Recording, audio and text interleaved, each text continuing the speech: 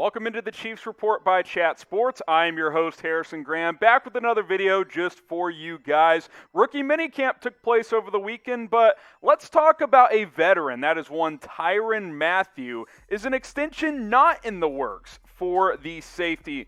Well, things got a little interesting over the weekend on social media. Some random account on Twitter announced the Mathieu extension already, and Tyrann Mathieu tweeted out in response of, quote, probably not getting a contract extension. He has since deleted that tweet, but this is interesting and notable and something I want to talk about because we have talked about a possible contract extension happening now that the NFL draft is over, because Chiefs GM Brett Veach said that once the draft is over, these type of things could get back underway. Now, I wouldn't worry. I'm not panicking here for a couple of reasons. One, Tyrann Mathieu is under contract for the 2021 season, so it's not like this year is in jeopardy by any means. There's no reason for Chiefs Kingdom to panic whatsoever. That being said, I would feel better overall if Kansas City just got an extension done now. It would lower his cap hit for this year. It keeps a strong defender in place for notable years to come, and it keeps him happy. We know Tyrann Mathieu's an emotional guy. I'm not saying that not having a contract extension is not going to keep him in the fold and have him not show up to training camp, but if Tyrann's happy, that's good news for everyone involved. And obviously, based on what he's done the past couple of years, this is a player that you want to keep in Kansas City. I don't think there's any doubt about that. His play on the field speaks for itself, but I actually don't think you can measure just how much he means in terms of what he brings to the table locker room-wise, leadership-wise. He is the heart and soul of this defense, if not the entire team, for Kansas City. So I'm not going to panic. I don't think this is that big of a deal. I think keeping Tyrann Mathieu long-term makes a whole lot of sense. And we'll ask you guys the question in a minute. Here we go. Will this be Mathieu's last season in Kansas City? Type Y for yes. Type N for no. I firmly do not believe it will be. I think a contract will get done at some point. If it doesn't happen before or during the season, I think they'll bring him back in free agency anyways. Plus, if you have the franchise tag, if you have to use it. I'm going to type my N for no. I trust Brett Veach, and you guys should too. Remember earlier this offseason where it was like, oh, all these players are visiting, and Brett Veach can't sign any of them. Trent Williams couldn't get him. You didn't sign, I can't even think of the edge rusher for the Chargers anymore, who still has gone unsigned, by the way. And everybody's freaking out, oh, Brett Veach, he's lost it. And then he rebuilt the offensive line and had a great draft. Trust Brett Veach. He's gotten it done year in and year out since he's been the general manager. You look at the secondary depth chart, obviously, Tyrann Mathieu, he runs the ship, right? You got Juan Thornhill, who's a promising young player. We'll see what cornerback looks like this season, but you take Mathieu out of that secondary and off of this defense, you're not feeling nearly as good about things for the years to come. So I don't really buy into this idea like, oh, Tyrann Mathieu tweeted a contract extension's probably not going to happen, so it's not going to come his way. I definitely think it will at some point. Now, maybe it won't happen as soon as we all thought. Maybe it could linger on into the season, but he wants to be in Kansas City. The Chiefs want to keep him in Kansas City. Keeping him long-term just makes way too much sense, so I think it will happen at the end of the day. We just all got to be patient when it comes to a Tyrann Mathieu contract extension. Subscribe to the Chiefs Report here on YouTube. Let's get to 17,000 subscribers as soon as possible. We're closing in here. We're almost at 16,400. We're at 16,361. The link is youtube.com/ChiefsTV. You see it right there at the bottom of your screen. You go over there, you click subscribe, you're good to go. But you're already watching the video, so just hit the red sub button. It's right below the video. And then you turn on those notifications, and you are good to go. Don't miss any of our coverage here on the Kansas City Chiefs Report. We have the latest news, rumors. We do weekly mailbags as well. And hey, if we grow big enough, we might even be able to do weekly live shows also. So get subscribed to the Kansas City Chiefs Report on YouTube, and we will continue to plug out videos just for you guys. Daily videos almost every day. We're trying to get there just for you guys. Let's talk Lucas Niang here on the Chiefs Report by Chat Sports. Is he overweight? Well, rookie minicamp took place this weekend, and that included Lucas Niang, because technically he's a rookie after opting out this past season after getting drafted in 2020. And look, he's a big guy, and we saw some videos, we saw some photos emerge on social media, and everybody was like, oh crap, Lucas Niang is out of shape, and he's overweight, he's 400 pounds, he can't move around, which isn't really true, but everybody freaked out because that's what happens on social media. It kind of reminds me of earlier in the NBA season when James Harden looked like he was overweight with the Rockets, and then a week later he looked like he was in the best shape of his life.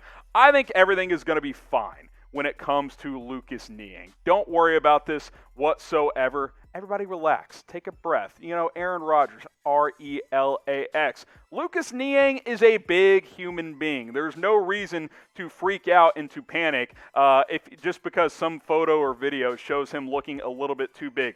Take it from Andy Reid if you don't take it from me. He's a big man, like really a big man. He actually came in better shape than he was last year, so that's a plus. You know he's been doing stuff, and so he came in and looked like he got right back into it. For what we asked him to do, he was fine. He is a very intelligent kid. And look, Lucas Niang, guys, he went to my alma mater, TCU. Guys, he's 6'7", 330. He's not skinny. He's not one of these, Tyrann Smiths for the Cowboys, where he looks like what's the term? A bodybuilder, where he's super muscular everywhere. Like, yeah, he looks a little bigger. He's got a bit of a belly. That's what 330 pounds does. He moves fine. I don't worry about this whatsoever. Not every single offensive lineman has an 8-pack and can bench 800 pounds. Like, that's actually the abnormal, not the norm. So this is not a big deal whatsoever. He's been working out 4 or 5 days a week throughout the offseason.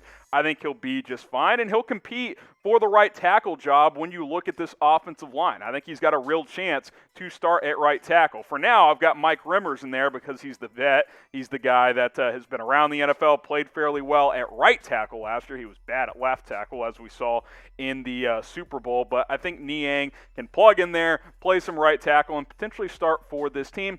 Is it possible he's 5'10", 15 pounds overweight? Yeah, he might be 340, 345 instead of 330, but that's okay. We got 4 months until the season starts, and again, he's not a t-shirt and shorts guy. He's never going to look like the most in-shape player on the football field. What do you guys think? Who is going to start at right tackle? Type LN for Lucas Niang. Type MR for Mike Remmers. I would love Niang to take this job and make Mike Remmers kind of your swing tackle, but maybe the reverse will happen. Maybe Lucas Niang will end up being your swing tackle in what is actually his rookie season. So get your votes in. Type LN for Lucas Niang, MR for Mike Remmers. And remember, no panic. It's May. And by the way, he actually looked pretty good overall. Now, today's video is sponsored by the Newsbreak app, and you can download it at chatsports.com/ChiefsNB. What is the Newsbreak app, you ask? Well, basically, it's an app that syncs up with your zip code and aggregates all the local news and sports you could ever want onto one feed on your cell phone. I've got this app. I use it on a daily basis, and I get caught up on local news, weather updates, politics, pop culture, food, whatever I'm looking to keep up with in my community, I can find it at chatsports.com/ChiefsNB. The Newsbreak app basically says, hey, instead of Googling 20 different websites to find your local news and stories, just find it all on one feed because they aggregate from your favorite writers, from your favorite websites, both sports and news. Download the app today, chatsports.com/ChiefsNB. When you use that link, it really helps support the show. One more bonus.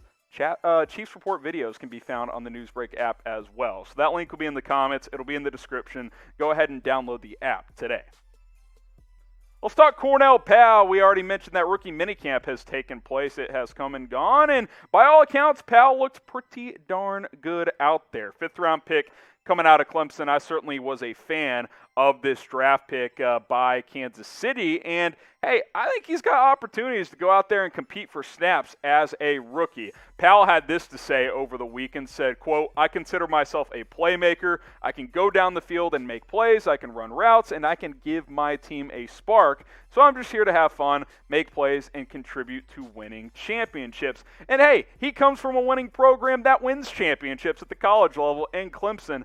Good attitude. I'm excited about this kid. I think Cornell Powell is going to end up being one of the steals of the draft in the 5th round. And while this wide receiver room is certainly crowded, it's certainly busy behind Tyreek Hill, I think there's opportunities here. We saw at Clemson he slowly worked his way up into a big role that we finally saw play out in 2020. Explosive player, 17 yards a catch this past season, had almost 900 yards and 7 touchdowns. Really worked his way up the ladder at Clemson and was able to turn that into a 5th-round draft pick. Now, as it relates to Kansas City, where does he plug in? So right now, basically I have him as your 5th receiver because you have Tyreek Hill, Mecole Hardman, Demarcus Robinson, Byron Pringle, all guys who have played a lot. Obviously, Tyreek Hill is your number 1. That being said, there is not a clear-cut number 2 wide receiver on this depth chart. I'm not saying I would predict Cornell Powell being your number 2 receiver, but I'm not saying it's impossible either. I think there's opportunities to go out there and compete if you are Powell and potentially be one of your starting receivers for the Kansas City Chiefs. So go ahead and predict it for me before we sign off on today's show. Who will be wide receiver 2 for the Kansas City Chiefs? Type 1 if you think it'll be a Mecole Hardman. Type 2 if you think it'll be Demarcus Robinson. Type 3 if you think it'll be Byron Pringle. Type 4 if you think it will be Cornell Powell. I would give Hardman the edge, but I think Andy Reid and these guys will all get to compete to see who will be the number 2 wide receiver for Patrick Mahomes.